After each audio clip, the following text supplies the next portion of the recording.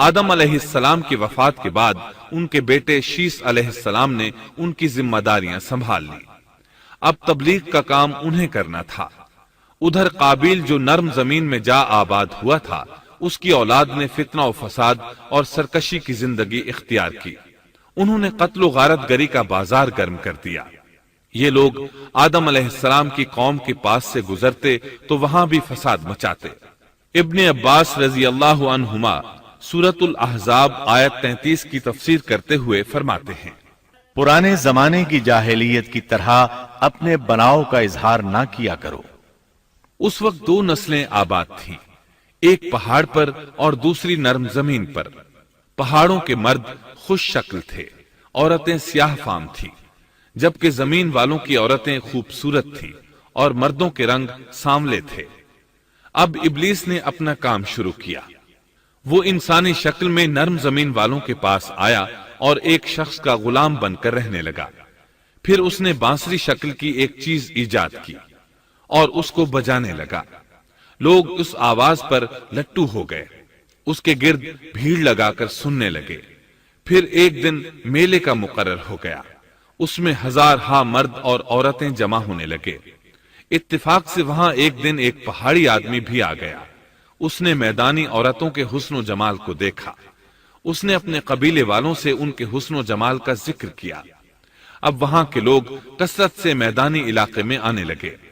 اس طرح آہستہ آہستہ مردوں اور عورتوں میں اختلاط بڑھا، بدکاری اور زناکاری عام ہوئی، جبکہ یہ سب کام شیس علیہ السلام کی شریعت میں حرام تھے۔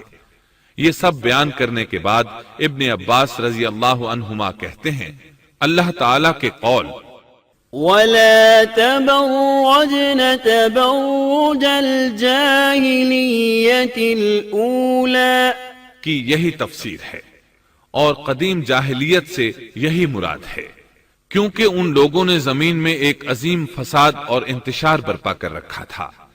شیس علیہ السلام اپنی قوم کے لوگوں کو سمجھاتے رہے کہ وہ ان شریر اور فسادی لوگوں کے ساتھ میل جول نہ رکھیں، لیکن شیطان مسلسل انہیں ورغلاتا رہا، یہاں تک کہ شیس علیہ السلام کے ساتھ بہت تھوڑے لوگ رہ گئے اور قابیل کی قوم میں بہت اضافہ ہو گیا۔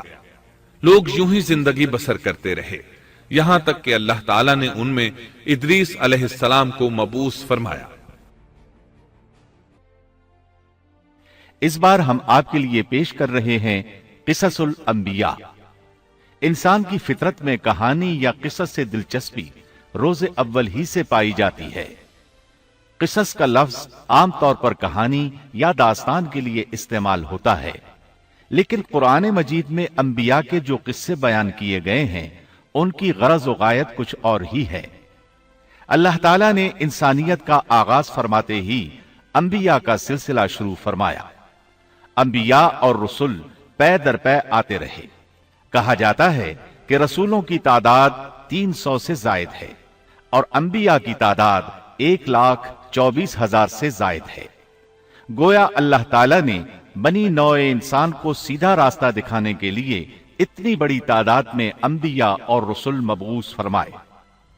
قرآن کریم کے بیان کردہ قصص حقیقت پر مبنی ہیں، اس لیے دوسرے تمام قصص اور واقعات سے امتیازی حیثیت رکھتے ہیں۔ ان کا تعلق خیالات اور ذہنوں سے گھڑی ہوئی باتوں سے نہیں، بلکہ وہ زمین پر واقع ہو چکے۔ انسانوں نے اپنی زندگی کے مختلف ادوار میں ان کا مشاہدہ کیا، اور پھر یہ واقعات اس لحاظ سے بھی منفرد ہیں کہ عبرت کا باعث ہیں۔ قرآن کریم کے یہ قصص لطف اندوز ہونے کے لیے ہرگز نہیں سنائے گئے، بلکہ ان سے تو بنی نوع انسان کو سیدھا راستہ دکھانا مقصود ہے۔ یہ مقصد تھا کہ انسانیت عبرت پکڑے، روز جزا کے بارے میں آنکھیں کھول لے، ان واقعات کو سن کر اور پڑھ کر اپنا راستہ منتخب کر لے۔ گزشتہ انبیاء کی امتیں جو بھیانک جرائم کرتی رہی ہیں ان سے اپنا دامن بچا لے۔ اسی لیے انبیاء کے حالات سے واقفیت از حد ضروری ہے۔ جب تک ہم انبیاء کے واقعات سے روشناس نہیں ہو جاتے اس وقت تک قرآن مجید تک مکمل رسائی حاصل نہیں کر سکتے۔ کتنی بار سیدنا آدم علیہ السلام کا قصہ بیان ہوا، کتنی مرتبہ نوح علیہ السلام کا تذکرہ ہوا، اسی طرح موسیٰ علیہ السلام اور بنی اسرائیل کا ذکر آیا، فرعون کا واقعہ بیان ہوا۔